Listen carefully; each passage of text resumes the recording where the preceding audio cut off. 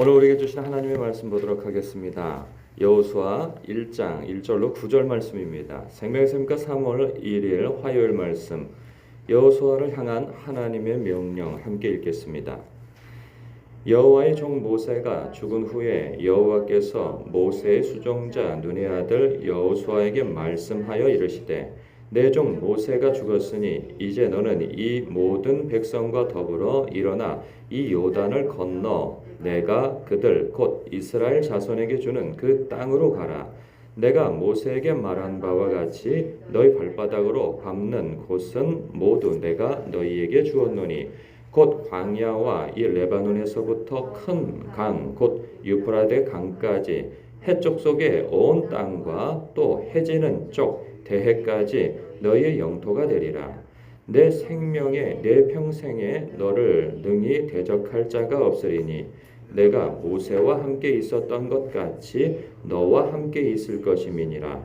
내가 너를 떠나지 아니하며 버리지 아니하리니 강하고 담대하라. 너는 내가 그들의 조상에게 맹세하여 그들에게 주리라 한 땅을 이 백성에게 차지하게 하리라. 오직 강하고 극히 담대하여 나의 종 모세가 내게 명령한 그 율법을 다 지켜 행하고 우로나 좌로나 치우치지 말라. 그리하면 어디로 가든지 형통하리니 이 율법 책을 내 입에서 떠나지 말게 하며 주야로 그것을 묵상하여 그 안에 기록된 대로 다 지켜 행하라. 그리하면 내 길이 평탄하게 될 것이라. 내가 형통하리라. 내가 내게 명령한 것이 아니냐. 강하고 담대하라. 두려워하지 말라. 놀라지 말라. 내가 어디로 가든지 내 하나님 여호와가 너와 함께 하느니라 하시니라. 아멘. 살다 보면 어떤 큰 책임감이 부여되는 일을 맡을 때가 있습니다. 또는 내 능력밖에 어떤 큰 일을 시작할 때가 있게 되죠. 그러면 사람이 그 압박감과 그 눌림, 부담, 이 두려움에 사로잡히게 되는 때가 있죠. 오늘 말씀은 이러한 상황에 직면한 수많은 그리스도인들에게 이 깊은 격려와 영감을 주는 말씀이 아닐 수 없죠. 특별히 9절 말씀은 기도하다가 한 번쯤은 다 하나님으로부터 이 받은 말씀이었던 그 경험을 가지고들 다 계실 거예요. 기도하시는 분이나 성경을 좀 읽어보신 분들은 말이죠. 내가 내게 명령한 것이 아니냐. 강하고 담대하라. 두려워하지 말라. 또 놀라지 말라. 내가 어디로 가든지 내 하나님 여호와가 너와 함께 하느니라. 여러분 이 말씀을 내가 받았다고 생각해 보십시오. 그러면 얼마나 큰 위로가 되고 그 격려가 되고 또 힘이 되어집니까? 사람이요. 야 내가 널 도와줄게. 힘내. 이런 위로의 말도 어떤 데 힘이 될 때가 있겠으나 이런 거는 어떤 큰 위로와 힘이 되지는 않죠. 그러나 하나님께서 이 약속의 말씀, 이 격려의 말씀을 주실 때에는 달라져요. 그렇게 금방 두렵고 떨리고 막 내가 어떻게 할 수 있을까? 막 이런 생각에 사로잡히다가 이렇게 하나님의 약속의 말씀을 딱 받게 되어지면 넘치는 어떤 그 용기에 사로잡히게 되어지죠. 내가 너와 함께 할 거야. 하나님이 함께 하신다고 하는 그 약속은 함께 한다. 내가 공급하고 지키고 널 인도할 거야. 앞서 행할 거야. 이 모든 것이 다 포함되어져 있는 약속의 말씀이 되니 그 자체가 결론이 되어지는 거죠. 아직 어떤 일도 일어나지 않았으나 그 자체가 우리는 결론으로 받게 되어지는 거예요. 왜냐하면 하나님이 약속하셨으니까. 하나님은 약속하신 바를 반드시 이루시는 여호와 하나님 아니시겠어요? 그 하나님이 약속하셨다면 되는 거죠. 마치 지금 여호수아에게 이런 약속의 말씀이 주어진 거예요. 이 앞에 있는 요 내용, 우리가 읽은 요 내용이 만약에 없고 이렇게 내일 우리가 보아야 할 그 말씀부터 우리가 대면한다면 여호수아는 한 번도 두려워할 줄 모르고 늘 용기 충천하고 지혜롭고 아주 용맹한 장수요 그리고 지도자로만 알고 있을 거예요. 그러니까 마치 위인전집에 나오는 아주 이건 뭐라고 해야 될까요? 이 사람은 그냥 타고났어. 네, 이런 생각이 들만한 우리와는 달라. 마치 그런 사람으로 보일 거예요. 그런데 여호수아도 적지 않게 두려웠던가 봅니다. 오늘 말씀해 보면 계속 두려워하지 말라, 놀라지 말라, 강하고 담대하라, 내가 내게 명한 것이 아니냐, 계속 똑같은 말이 반복되어져요. 그렇다면 사람이 얼마나 두려운 가운데 직면해 있다는 뜻이겠어요? 그 자체가 아니, 두렵지 않은데 왜 두려워하지 말라고 그러겠어요? 놀라지 않은데 왜 놀라지 말라고 말씀하시겠어요? 두려워하니까 두려워하지 말라고 그러고 놀라고 있으니까 놀라지 말라고 하니까 약한 상태에 있으니까 강하고 담대하라고 지금 하나님께서 말씀하고 계시는 거겠죠. 그가 지금 그러한 상황 가운데 직면해 있어요. 왜냐하면 40년 동안 그 광야 땅을 이렇게 모세가 영도해 온 것을 그 곁에서 지켜봤고 수행했던 사람이 여호수아입니다. 호락호락하지 않았어요. 수많은 위기가 있었고 산 같은 지도자였음에도 불구하고 그 산 같은 지도자의 영도력을 인정하지 않고 대적하고 순종하지 않는 이스라엘 백성들, 그러한 사람들을 곁에서 지켜봐 왔거든요. 그런데 모세가 영도해도 그 정도인데 자기가 그 수종도는 여호수아가 그들을 인도해 가려고 할 때 백성들이 나의 영도력을 인정해 줄까? 내가 말한 것을 순종할까? 어림없다는 생각이 인간적으로 밀려오게 되죠. 그 면면을 경험해 왔기 때문에. 그렇기 때문에 그 모세가 죽기 전에 자신에게 그러한 차기 지도자의 자리를 내어줄 때 얼마나 큰 부담이 있었겠습니까? 그가 지금 오늘 말씀을 어디서 받았을까요? 처음 시작이래요. 여호와의 종 모세가 죽은 후에 여호와께서 모세의 수종자 눈의 아들 여호수아에게 말씀하여 이르시되. 여러분 이 말씀을 어디서 받았을까요? 그가 회막이죠. 회막에 들어가서 받은 거죠. 여러분 그 출애굽기를 보면 33장에 보면 그 모세가 하나님 앞에 늘 회막에 가서 하나님과 독대하여서 대화를 나눕니다. 그러면 막 구름 기둥과 막 불 기둥이 내려 있는 그러한 장소에 하나님의 임재가 딱 내리는 것을 보게 되어져요. 사람들이. 그러면 그 안에 들어가서 이렇게 하나님과 얼굴과 얼굴이 맞대어서 이야기하는 것처럼 대화를 나누는 그 모습을 사람들이 다 지켜보는데 이제 모세가 그 회막에 들어가서 하나님과 대화를 나누고 그리고 난 다음에 자기 숙소로 이제 돌아간단 말이죠. 그러면 그 돌아갈 때 여호수아는 뭘 할까요? 그곳을 떠나지 않고 그곳에 머물러 있었다는 거예요.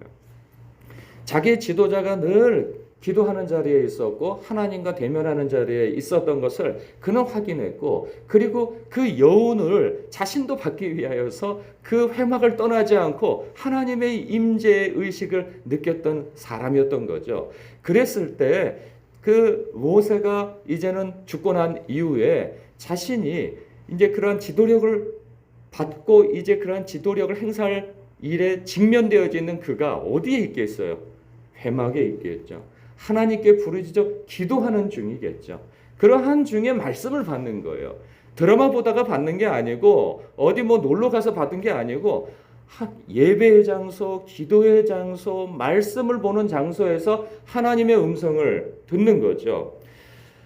이때 이제 2절부터 내 종 모세가 죽었으니 이제 너는 이 모든 백성과 더불어 일어나 이 요단을 건너 내가 그들 이스라엘 자손에게 주는 그 땅으로 가라 말씀하시고 격려하시고 힘을 불어넣으시고 약속의 말씀을 주시는 거죠.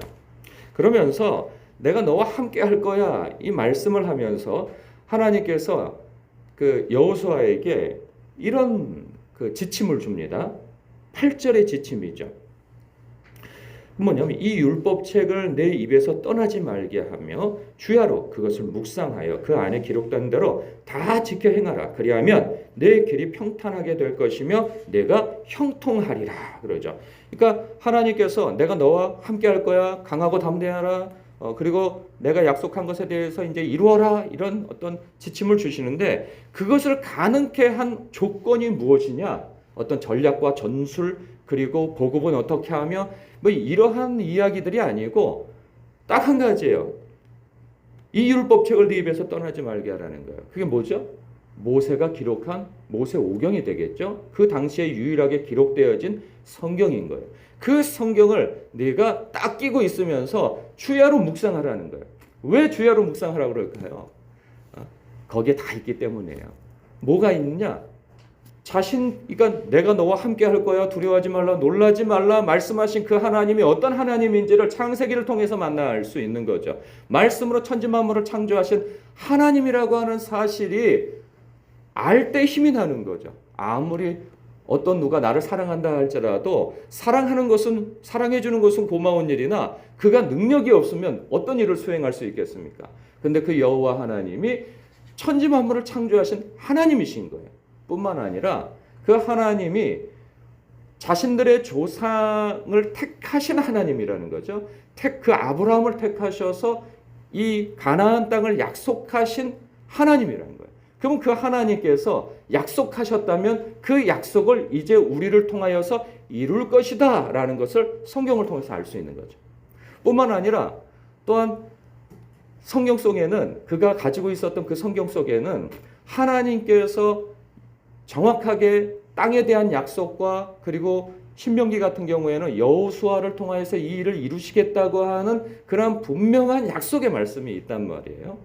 뿐만 아니라 그 땅을 점령해 들어갈 때 어떠한 명분으로 들어갈 것인지, 왜 들어가는 것인지에 대해서도 분명히 알게 되는 거죠. 단순히 그 가나안 땅을 그 이스라엘 백성에게 주기 위함이 아니라 하나님께서 하나님의 나라를 세우시기 위한 목적이 있는 것이고, 그리고 그것은 무엇보다도 하나님께서 그 지역의 백성들을 다 멸하시는 이유는 우상 숭배와 음란과 아주 하나님께서 창조해 놓은 그 모든 것을 오염시키는 그런 추악함이 있는 백성들이기 때문에 그것을 제하시는 목적도 가지고 계시는 거예요.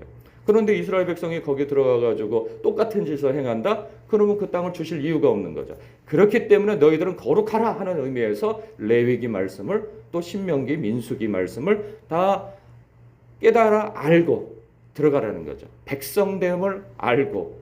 그러니까 그 안에는 하나님에 대한 것, 자신들의 정체성에 대한 것, 그리고 하나님께서 주신 약속에 대한 모든 것이 들어가 있는 거죠. 마치 오늘날 우리에게도 마찬가지입니다.